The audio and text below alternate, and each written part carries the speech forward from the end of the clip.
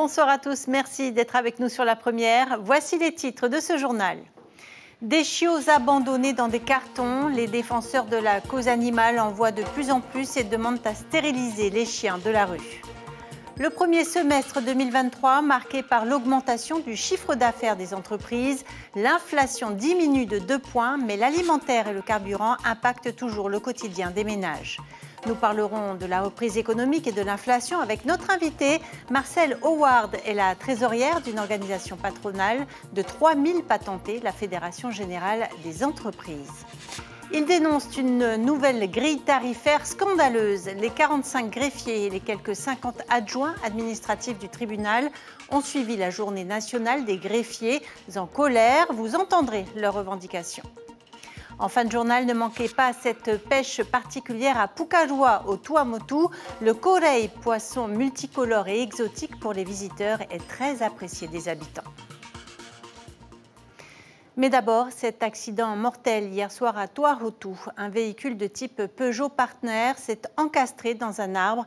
Les pompiers de Vairao et de Taravao sont intervenus pour extraire les 2 occupantes de l'habitacle. La conductrice, âgée d'une vingtaine d'années, n'a pas survécu malgré l'intervention des secours. La passagère, grièvement blessée, a été transportée à l'hôpital de Taravao. Une enquête a été ouverte pour connaître les circonstances exactes du drame. Triste constat en Polynésie, chaque année, plusieurs centaines d'animaux de compagnie sont abandonnés, souvent déportés de chiots ou de chatons lâchement déposés dans des cartons. Laurence Piercy du Parti animaliste milite pour mener des campagnes de stérilisation.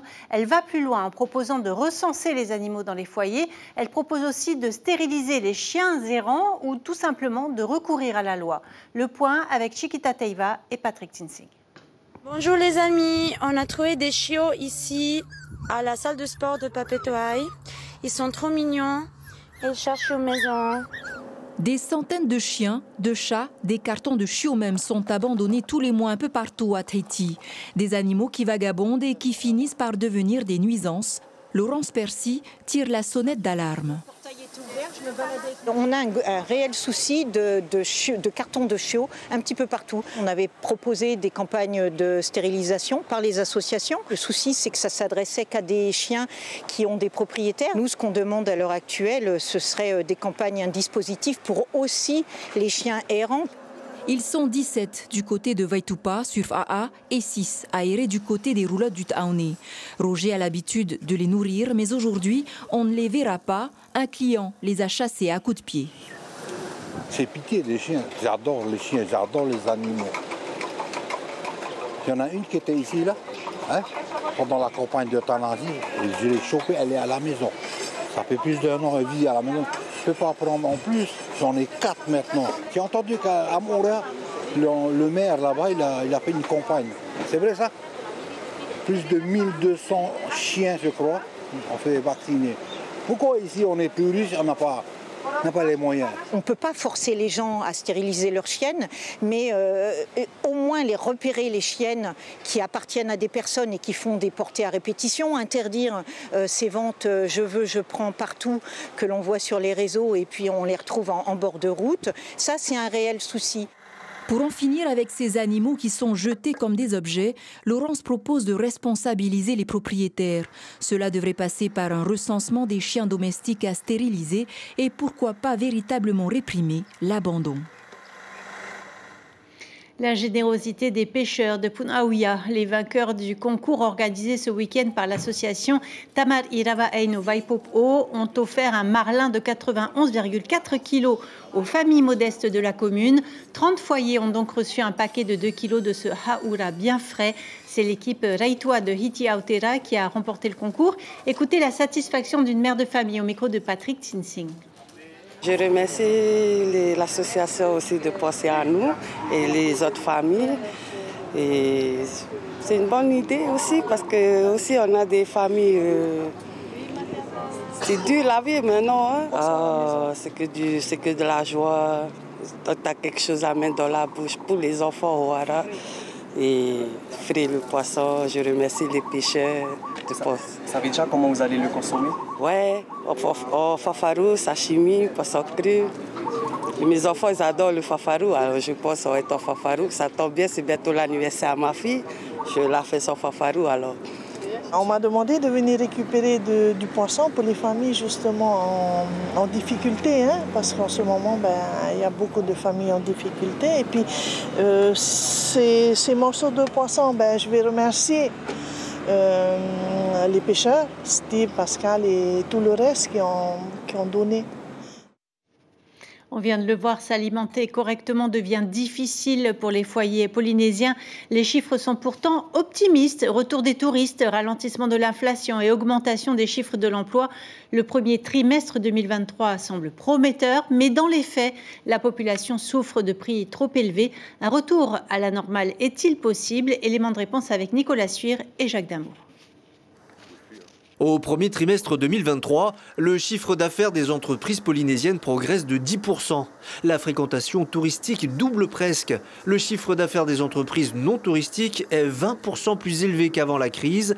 L'emploi salarié retrouve son niveau d'avant Covid. Mais la hausse générale des prix mène la vie dure aux ménages. Les produits alimentaires augmentent en moyenne de 11% et les carburants de 23%. Heureusement, l'inflation ralentit. Ce qui est mis en difficulté pour l'instant, c'est le pouvoir d'achat. C'est-à-dire que les salaires, lorsqu'ils ont augmenté moins en fait que le niveau général des prix. Donc pour l'instant, chacun a pris un petit peu sur soi, quoi. Chacun a vu son pouvoir d'achat baisser à tous les niveaux en fait des catégories socio-professionnelles. Évidemment, quand on gagne très bien sa vie, on peut accepter cette baisse-là beaucoup plus facilement, sans que ça impacte directement son mode de vie, que quand on a très peu. L'Institut de la statistique annonce une baisse des prix dans les mois à venir. Pour le président de la Fédération générale du commerce, si elle est effective, il faudra attendre un certain temps. Les industriels négocient les matières premières pratiquement un an à l'avance. Les produits qui ont été importés pour nous, il faut pour ça attendre une régulation dans 3 à 6 mois. Parce qu'on n'importe pas un paquet, c'est des conteneurs, donc il faut les liquider. Pour l'économiste, la baisse des prix aura bien lieu, mais elle ne concerne pas tous les produits. On est monté très très haut en fait dans le prix de l'énergie, très très haut dans le prix des transports, très très haut sur certains matériaux, sur certaines denrées alimentaires aussi comme les céréales. Et donc ces prix-là vont être corrigés, c'est-à-dire qu'on ne va pas garder des prix toujours qui sont très élevés. Donc ces prix vont baisser. Mais par contre, on n'aura pas de baisse du niveau général des prix. Quant aux entreprises, l'Institut de la statistique donne le chiffre d'affaires, mais pas les dépenses ni les bénéfices. Il est donc difficile de juger de la santé des sociétés. Marcel Howard, bonsoir, bienvenue. Vous êtes trésorière de la Fédération générale des entreprises qui regroupe 3000 patentés. On va revenir sur les chiffres de l'économie, mais d'abord un mot sur votre fédération. Elle est née en 2011, puis elle a longtemps été en sommeil. Aujourd'hui, vous reprenez le flambeau. Vous voulez vous faire entendre. Quelles sont vos doléances? Alors, bonsoir à tous. C'est vrai qu'aujourd'hui, nous sommes dans une situation beaucoup incertaine, parce que nous sommes quand même entourés de pas mal de petits porteurs de projets, des petits patentés, je veux dire, dans tous les secteurs, quels qu'ils soient. Bon, aussi bien mon secteur perlicole qui est aussi impacté par la situation actuelle. Et donc, nous avons essayé de mettre en place des solutions pour certaines, mais on ne peut pas non plus aussi, à notre niveau, on a besoin de soutien du pays, on a besoin d'être entendu. Qui sont les 3000 patentés que vous regroupez dans votre fédération? Les 3000 patentés regroupent les pensions de famille, donc authentiques, ATPA, APF.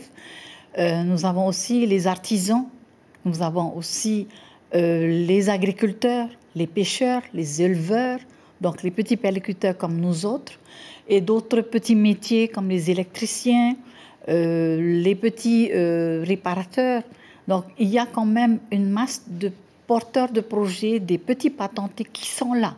Et donc, qui souhaiteraient être entendus. Vous dites que les patentés dans les vallées et dans les îles doivent être davantage soutenus, accompagnés. Les dispositifs de la CCISM ne sont pas suffisants selon vous? Vous savez, quand on vit dans des îles éloignées comme ça, c'est pas toujours évident de se déplacer sur Papeete. Et aussi, les Polynésiens sont des grands timides. Et donc, quand il faut faire les démarches administratives, on est parfois obligés de faire appel à des personnes qui peuvent les aider. Et donc souvent, quand il y a des retours qui n'ont pas pu obtenir les retours qu'ils espéraient, eh bien, ils sont découragés. Ils rentrent chez eux et puis ils laissent tomber. Donc, on a besoin de cet accompagnement pour pouvoir soutenir tout secteur dans le besoin. Vous attendez à une forme de reconnaissance. Vous aimeriez être reçu par la présidence. Par exemple, lors du séminaire organisé la semaine dernière avec les patrons, vous n'avez pas été sollicité. Ça vous a déçu? On a été surpris d'abord d'apprendre dans la rue qu'on a reçu une bonne partie des entrepreneurs du pays. Et nous ne sommes pas du tout, n'avons pas été approchés dans ce cadre. Surtout que dernièrement, la propagande quand même du gouvernement incitait à écouter et soutenir les TPE. Et bon, on aimerait bien que le gouvernement nous entende et nous écoute et nous reçoit, parce que nous avons quand même des projets, nous avons quand même des métiers, donc on a besoin d'être soutenus. Et surtout que l'année dernière, nous avons mis en place Bahine Aratai, donc avec que des femmes. Il y a quand même 13 000 femmes patentées, donc nous essayons de mettre en place progressivement, soutenir aussi ces femmes dans leur secteur respectif. Et donc, il y a du travail derrière, mais on aimerait bien... Nous avons rencontré aussi le FEDOM dernièrement, le 13. Donc, on aimerait bien être soutenu aussi dans ce sens. Merci. Alors, un mot sur la perliculture, parce que c'est un peu votre secteur de prédilection. Selon les chiffres de l'ISPF, les exportations de produits perliers n'ont jamais été aussi élevées sur un trimestre depuis 2009. 800 francs le gramme à l'exportation, vous n'aviez pas connu ça depuis 15 ans. Vous observez ce mieux dans le secteur? Vous savez... Les statistiques qui sont relatées aujourd'hui, quelle que soit l'époque, c'est toujours par rapport aux exportateurs, donc des grosses productions qui sortent. Mais on a oublié qu'il y a aussi une bonne partie qui reste sur le territoire. Et donc, il y a une bonne partie qui sont autour des marchés de papier. Donc, tous ces chiffres-là ne sont pas identifiés. Donc, on ne peut pas dire vraiment que c'est 800 francs. Donc, je pense que c'est la réalité et qu'il faudra plutôt aller plus sur les 500 francs, 400 francs le gramme. Moi, je trouverais que c'est plus des chiffres qui se rapprochent plus de la réalité. Pour terminer, il y a de l'espoir malgré tout. On a vu les pêcheurs tout à l'heure donner leurs poissons à la population. Il faut tendre vers ça, allier l'entreprise à l'action solidaire, selon vous? Disons que c'est le but à atteindre, parce que nous avons quand même des familles qui vivent dans les îles, donc qui vivent autour de ce secteur de métier. Et nous avons aussi des besoins de créer des secteurs aussi dans la perliculture, parce que ça fait quand même 60 ans que nous existons et que nous n'avons pas encore vraiment développé, parce que nous avons besoin de greffeurs, nous avons besoin de mettre en place des greffeurs, parce qu'avec les 300 greffeurs chinois qui sont rentrés, donc on a un petit peu oublié notre secteur. Donc on démarre il y a du travail, il y a des propositions à faire, et notamment il y a encore du boulot. Au président Broderson, qui je pense vous entend ce soir. Merci beaucoup d'avoir accepté notre invitation, Marcel Howard. Merci. 2 semaines après la mobilisation historique des greffiers de France, le mouvement s'étend à Tahiti. Ce midi, la CFDT section judiciaire appelait à un rassemblement devant le palais de justice de Papeete, une action symbolique pour protester contre un projet de revalorisation salariale jugé indigne. On voit cela avec Caroline Fahari et Patita Savia. Le rassemblement se prépare dans le calme. Un mouvement symbolique de la part de ceux qui assistent le magistrat, préparent les audiences, notifient les décisions de justice. Sans le greffier, le magistrat n'est rien. C'est le cri du cœur des agents qui dénoncent le mépris de leur profession suite au projet de réforme de la grille indiciaire. Elle a été proposée sans négociation, et en particulier concernant le reclassement des greffiers qui perdent, si vous voulez, en échelon, l'ancienneté. En fait, pour certains, c'est 4 ans, 6 ans, ils baissent d'échelon. Pour une, soi-disant, effectivement, elle est favorable pour nous, cette grille indiciaire. L'indice majoré, il y a quelque chose, mais bon, c'est que 20 € en plus, c'est tout. À Papeete, ils sont 45 greffiers et une cinquantaine d'adjoints administratifs, des métiers considérés comme invisibles. Moi, dans mon service, je fais l'enregistrement des procédures, traitement du courrier, et puis j'oriente en fonction des parquetiers compétents les procédures qui arrivent au parquet. Et vous allez perdre aussi en ancienneté? Oui, c'est ça. Hein. Nous, les adjoints administratifs, pareillement. À peu près 4 ans d'ancienneté. Hein. La nouvelle grille indiciaire propose entre 4 et 90 euros bruts d'augmentation pour les greffiers. Les magistrats, eux, devraient voir en octobre leur salaire mensuel revalorisé en moyenne de 1 000 euros. Nouveau rituel dans l'administration polynésienne. Le personnel a dû observer une minute de silence ce matin. Les drapeaux étaient en berne également. Il s'agissait de commémorer le 2 juillet 1966, le jour où la France procédait à son tout premier tir nucléaire à Mojuroa, le tir Aldébaran, un tir suivi de 192 essais atmosphériques et souterrains. En bref, troisième et dernière journée de négociation pour l'intersyndicale et la direction d'Air Tahiti Nui. Les syndicats réclament avant tout la revalorisation du salaire de base des personnels navigants commerciaux. Si aucun accord n'est trouvé, la grève sera effective demain. Un mot de sport du côté de l'île Sacrée. Samedi, au stade d'Uturoa, la finale de la Coupe de Rayatea opposait le tenant du titre, l'AS Tainuu de Tumara, à l'AS Samin. Un match haut en couleur où le vainqueur de l'an passé a tenu la dragée haute au bleu en menant 3 buts à la première mi-temps. Mais c'était sans compter sur la pugnacité de Samin qui, peu à peu, notamment grâce à un pénalty, a pu remonter au score pour arriver à un nul au coup de sifflet final. Samin remporte la coupe au terme de la séance des tirs au but. Comme promis, direction Pukarua, à l'est des Tuamotu. Saviez-vous que le korei, le poisson papillon, se consommait? Eh bien oui, c'est un mets très apprécié des Tuamotu pour sa chair tendre et grasse. En plus, il est particulièrement facile à pêcher. Les habitants attrapent les poissons pour se nourrir et non pour les vendre. Rencontre signée Sandroli. Fabrice et ses 2 compagnons de pêche, Tarzan et Enjoy, partent à la pêche du corail, le poisson papillon, vers le Hoa, comme on dit au village, direction le récif. Quelques minutes de marche suffisent pour voir le banc de poissons dans le chenal. Le niveau de l'eau est tellement bas que les poissons sont vite pris au piège. Quel est le bon moment pour pêcher le corail? Il faut venir tôt le matin.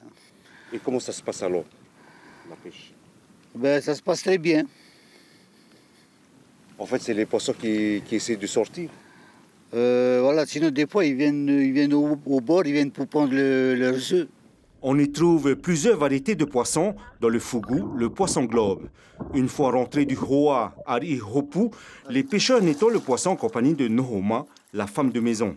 Le parc à poissons est également le moyen pour la population de Pukarua de capturer le corail.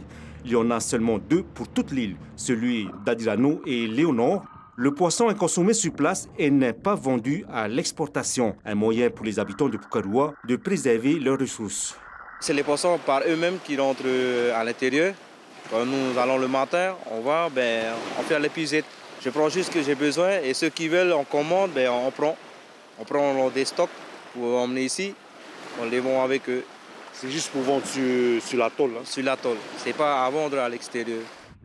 Le poisson papillon est aussi pêché au fusil. Il papillonne sur le récif et coraux. Il en existe 120 variétés dans le monde et une dizaine en Polynésie. À Pukarua, ce poisson jaune à rayures noires aplati verticalement vit le plus souvent sur les récifs coralliens dans les parties abritées des courants. On arrive au terme de cette édition. Je vous en rappelle l'information principale. Chaque année, plusieurs centaines d'animaux de compagnie sont abandonnés, souvent déportés de chiots, de chatons lâchement déposés dans des cartons. Laurence Piercy du Parti animaliste milite pour mener des campagnes de stérilisation. Elle va plus loin en proposant de recenser les animaux dans les foyers. Elle propose aussi de stériliser les chiens errants ou mieux encore d'appliquer la loi. Au programme de votre soirée sur la première, la page consacrée au Heiva et Tahiti sera suivie de vos 2 séries, Designated Survivor puis Scandale. À la une de votre quotidien Tahiti Info, les petits boulots des élus. Voilà pour les informations de ce lundi 3 juillet. Merci d'avoir été avec nous. On se quitte sur les images du Heiva avec le groupe Tamar et Afreaitu qui s'est produit à Toata. Belle soirée sur la première et à demain.